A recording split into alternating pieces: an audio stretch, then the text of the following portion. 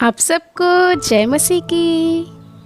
आज का वचन प्रकाशित वाक्य अध्याय 5।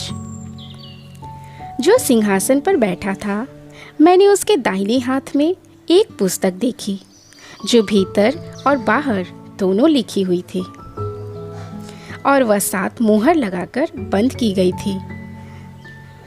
फिर मैंने एक बलवंत स्वर्गदूत को देखा जो ऊंचे शब्द से यह प्रचार करता था, इस पुस्तक के खोलने और उसकी मोहरें तोड़ने के योग्य कौन है? परंतु न स्वर्ग में, न पृथ्वी पर, न पृथ्वी के नीचे कोई उस पुस्तक को खोलने या उस पर दृष्टि डालने के योग्य निकला। तब मैं फूट फूट कर रोने लगा, क्योंकि उस पुस्तक के खोलने या उस पर दृष्टि डालने के योग्य कोई न मिला। इस पर उन प्राचीनों में से एक ने मुझसे कहा, मत रो, देख, यहूदा के गोत्र का वह सिंह जो दाऊद का मूल है, उस पुस्तक को खोलने और उसकी 7 मोहरें तोड़ने के लिए जयवंत हुआ है। तब मैंने उस सिंहासन और चारों प्राणियों और उन प्राचीनों के बीच में मानो एक वध किया हुआ मेमना खड़ा देखा। उसके 7 सींग और 7 आंखें थी। ये परमेश्वर की 7 आत्माएं हैं जो सारी पृथ्वी पर भेजी गई हैं। उसने आकर उसके दाहिने हाथ में से जो सिंहासन पर बैठा था वह पुस्तक ले ली।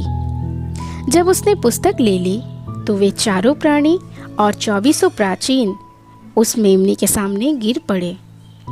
उनमें से हर एक के हाथ में वीणा और धूप, जो पवित्र लोगों की प्रार्थनाएं हैं, से भरे हुए सोने के कटोरे थे।